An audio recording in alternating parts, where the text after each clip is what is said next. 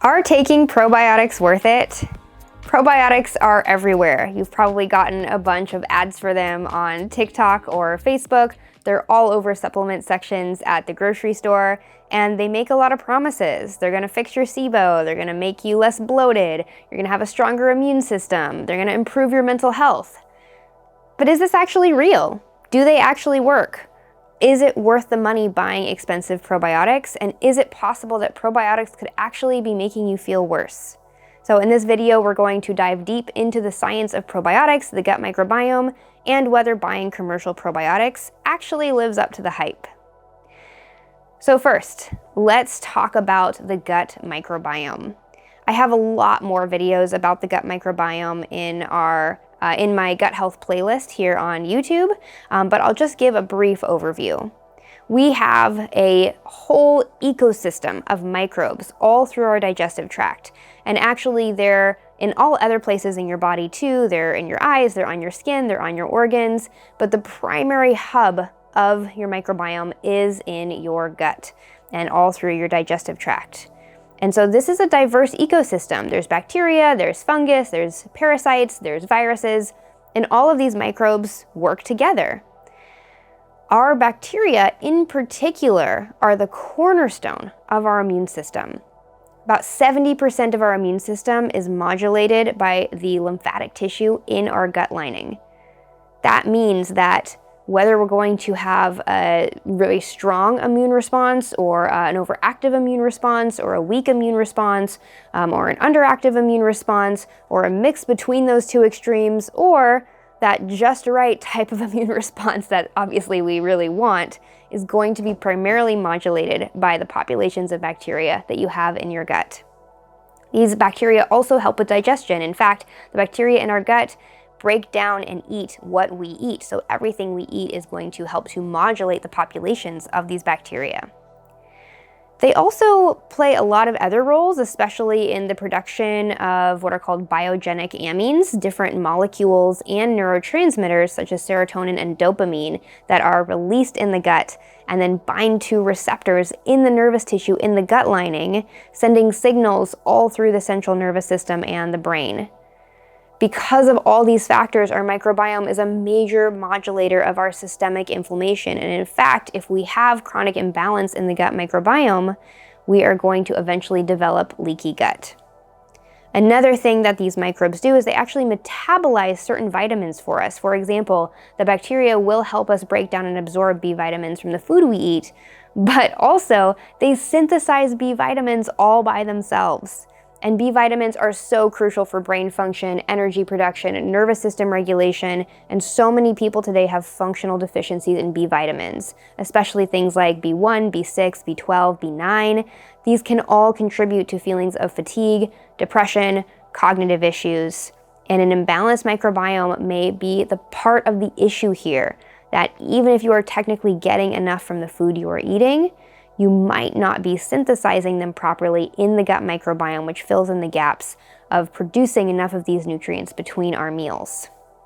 So, the gut can get out of balance for a lot of reasons. I mean, even just stress, high levels of cortisol chronically in your body actually does damage the microbiome. But then so many of us have had an absurd amount of antibiotics in our lives. A lot of us grew up eating processed foods. A lot of us have been exposed to things like pesticides, heavy metals, and other kinds of chemicals, microplastics, etc., that can all disrupt the microbiome and irritate the gut lining.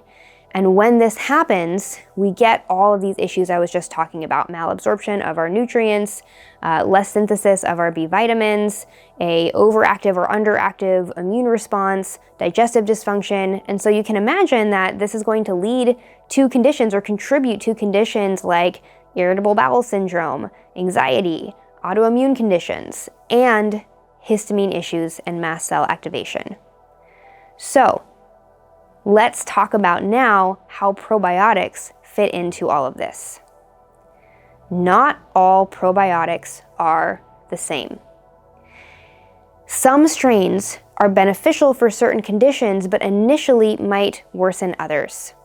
A lot of store-bought probiotics are actually in really low doses. They're not in therapeutic amounts, and some of them don't even survive the stomach acid. They still may help modulate some of our immune response, but they might not have the profound effect they're being advertised to have. A lot of times, our gut is already so inflamed and we already have so much imbalance and overgrowth of bacteria that it's kind of like dripping droplets of water on a massive bonfire. We're spending all this money on these expensive probiotic supplements and it's not even making a dent on the wildfire that is raging in our gut. The other thing is that for very, very sensitive people, bringing in probiotics can actually make a difference and it can cause a die-off reaction. So sometimes probiotics aren't doing anything and sometimes they're actually doing too much. When you have a really strong die-off reaction, some people call this a Herxheimer reaction, it means that a bunch of bacterial overgrowth dies off all at once, and this creates a high toxic load in the body and your symptoms are going to get a lot worse before they get better. If you already have high levels of histamine in your body, say you're dealing with some pretty severe histamine intolerance or DAO deficiency, some probiotics are going to increase your histamine levels. And so we want to be careful about what strains we bring in first. In the long term, these strains are very beneficial, but we just want to be careful initially because we don't want to excessively exacerbate your symptoms. Another thing that people don't talk about a lot is that some bacteria produce lactic acid. We always think of lactic acid as a positive thing. In fact, if you Google lactic acid, you will just see all the health benefits of lactic acid. It does play an important role in our energy production on the level of the cell, in our mitochondria. But a lot of people, especially with psychiatric and neurological conditions like chronic fatigue, panic disorders, dysautonomia, things like this, have an excess of lactic acid buildup in the body. Your body is actually not appropriately making energy using that Krebs cycle, using that mitochondrial energy system, and lactic acid starts to accumulate excessively. And when we have high levels of lactic acid, we get tired, our muscles get weaker and sore, we feel anxious, we might have some really weird neurological symptoms like trouble balancing and things like that. So especially if you're dealing with things like CFS, fibromyalgia, chronic pain, and other kinds of neurological or psychiatric conditions, especially related to a lot of anxiety, excess lactic acid is going to cause more brain fog, more mood swings, and we need to be really careful about this because this might be why you are feeling worse when you're introducing a bunch of lactic acid producing probiotics. So, if you're histamine sensitive, if you've got really severe gut dysbiosis, if you're lactic acid sensitive, or maybe you're just a very sensitive person in general, you want to be very cautious and you don't just want to buy any probiotic supplement on the shelf. You want to be very intentional and strategic about how you go about taking probiotics. So, we need to start with the foundations. Before you're even looking at a probiotic supplement, are you on a gut rebuilding diet? And of course, I'm a GAPS practitioner, so I have a bias that I think a GAPS diet is the best way to modulate our gut microbiome through food. I see it work wonders over and over and over again, where I don't tend to see other therapeutic diets do the same thing. There's something about fully eliminating starch for a period of time that seems to be a game changer for people's gut issues. So we want to make sure that we're on some type of specific carbohydrate or gut rebuilding diet initially. And that will often take us much, much closer to our health goals. And the probiotics are going to be tolerated much better and do much better work in our bodies. So we want to make sure we're doing that. We also want to make sure that we're doing things in our lifestyle that are going to help boost the growth of beneficial bacteria naturally. Ideally, we do want to be getting a fair amount of vegetables in the diet. Again, depending on your tolerance for fiber, this isn't appropriate for everyone. Some people do need to go carnivore for a period of time, but generally my preference is to have people eating a variety of vegetables to help feed the beneficial bacteria. And then we want to be very careful of our exposure to things like unnecessary medications, unfiltered water, non-organic foods, as much as possible, because this is going to create a situation where we're going to be able to have more growth of our beneficial bacteria. We also want to take time out in the sun, especially as it's coming towards spring. We can do a lot more sunbathing, and the infrared light from the sun actually signals our bacteria, our good bacteria, to grow more. So make sure you have those foundations in first. I see people all the time wanting to jump the gun and just go straight to the probiotic supplement that has these amazing results promised, but they don't have those foundations in. But you're going to be much more likely to get good results with your probiotic supplement if you do all of those things first. So if you have histamine intolerance and mast cell issues and you're wanting to be careful about your overall histamine levels, we do want to look at low histamine probiotics first. So I really like starting with soil-based probiotics. This is going to be anything that starts with bacillus. So megaspora would be an example of this. We can also look at probiotic yeasts. So probiotic yeast is usually sold under the name Saccharomyces boulardii or S. boulardii. And this can be really great because a lot of people with histamine issues have candida overgrowth, and actually probiotic yeasts help lower histamine levels in the gut. So that's a great place to start. Ideally, we do want to bring in homemade kefir as soon as we can.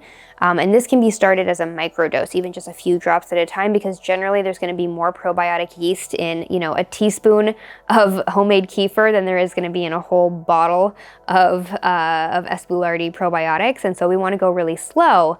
But this is the ferment that I see reverse people's histamine issues the most consistently.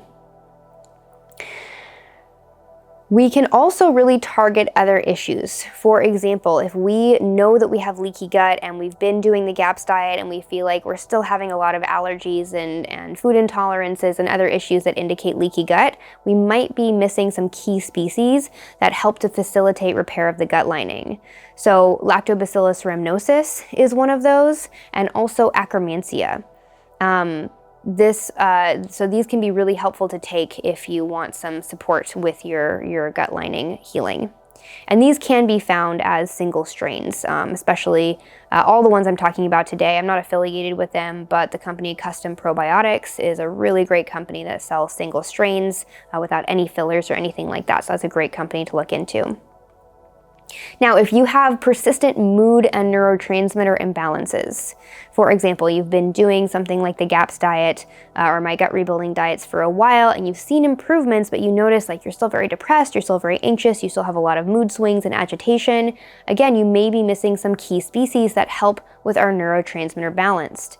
So Lactobacillus plantarum and Lactobacillus reuteri are specifically helpful to support our serotonin, dopamine, and oxytocin production.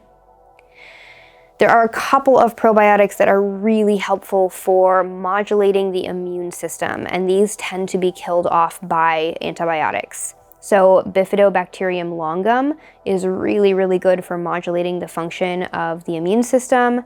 And if you especially have had health issues since you were a little kid, you were a C-section birth or you were formula fed or you had to take antibiotics very young, you might want to try Bifidobacterium infantis, because this is really crucial for the early development of our immune system.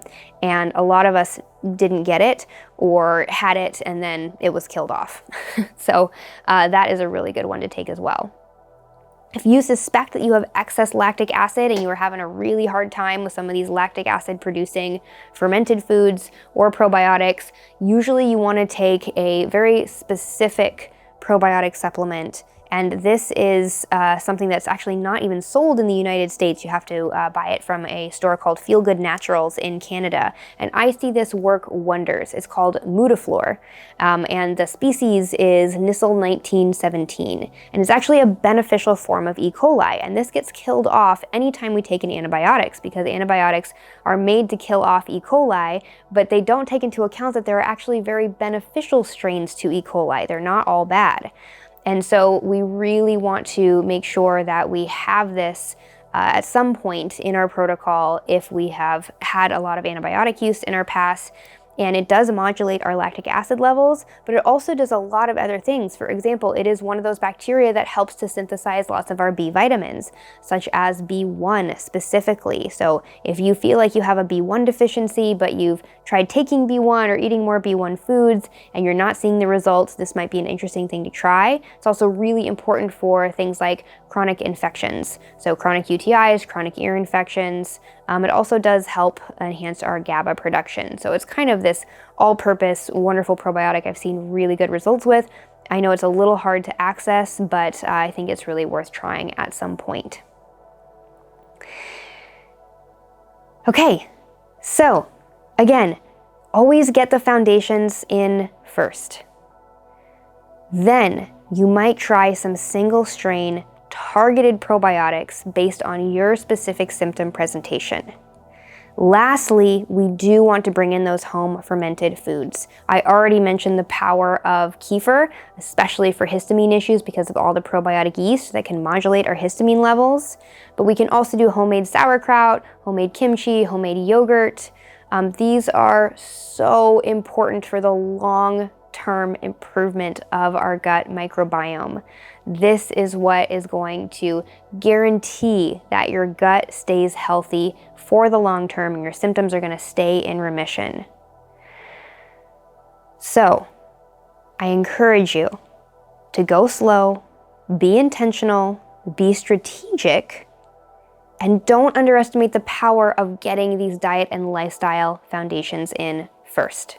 If you want individual help with this, I have a whole team of people working for me who have been specifically trained by me to help individualize your nutritional protocols. And so you can go to my website and look at the one-time appointments bar, and you can book with one of my amazing people on staff. And yeah, I hope you reach out to us, and please like, subscribe, and share if you like what you hear.